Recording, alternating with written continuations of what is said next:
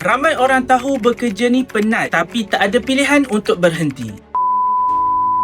Ramai orang silap faham tentang bersara. Mereka ingat bersara tu bila umur dah tua. Hakikatnya bersara bukan soal umur tapi soal kedudukan kewangan anda. Bayangkan kalau hari ini gaji berhenti masuk tapi komitmen masih jalan. Itu belum bersara walaupun umur dah 60 tahun. Sebaliknya, kalau simpanan dah cukup dan ada pendapatan pasif, maksudnya tak perlu tunggu umur 60 tahun baru nak bersara. Masalah utama rakyat Malaysia adalah simpan duit selalu bocor dan gagal. Tiada ilmu pengurusan kewangan dan bergantung sepenuhnya pada KWSP. Sedangkan kos hidup naik setiap tahun, nilai duit pula makin mengecil. Kalau anda hari ini dah bekerja 2-3 tahun tapi masih belum ada simpanan, saya sarankan anda simpan dalam bentuk emas. Emas bukan untuk kaya cepat tapi untuk kekalkan kuasa beli. Dengan simpanan emas di Public Gold, anda boleh bermula serendah 1 gram atau RM100. Emas adalah aset yang mudah dicairkan, boleh diwariskan dan kekal bernilai walaupun ekonomi tak menentu. Jadi inilah dana persaraan yang selamat. Bagi tuan-puan yang serius nak bersara dengan tenang, boleh rujuk pin video di profile ataupun boleh isi bit biru. Sekarang saya bantu, okey?